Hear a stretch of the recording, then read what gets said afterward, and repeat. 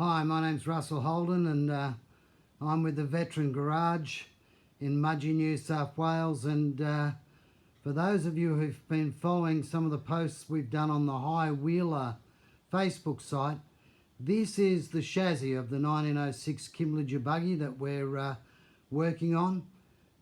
Generally referred to as a bed frame chassis. You can see why. Unfortunately, this Kiblinger's had a pretty hard life, not so much from miles, but just with the storage that it suffered over the years. If you look at that chassis, it's not the biggest chassis we've ever had on the hoist in here at the Veteran Garage, but I've had to build 2 new side rails for it, mill the slots for the adjustment on the diff, and mill the slots for the spring perches. If we come over here, you'll have a look and see why.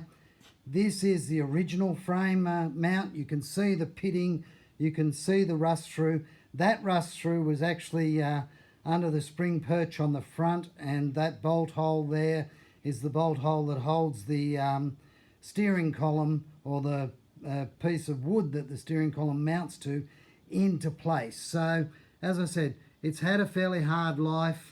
If you look at this, you'll see that we've made a new brake shaft for it. This is the original brake shaft here. It is pretty pitted and doesn't look real good, and I made a decision that particularly with a brake shaft it was better to have a new one. So once we've actually made the sides and put it together, it sounds all fairly simple, but I've had it apart about 4 or 5 times, making sure everything's right. I've then measured it crossways from one side to the other, and it is square within 1 millimetre, which is probably better than it ever was off the factory.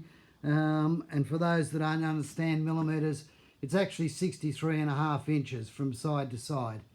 Now this is a little Kiblinger buggy. It's probably a 9 horsepower buggy, circa 1906, and as we go on, I'll add more videos.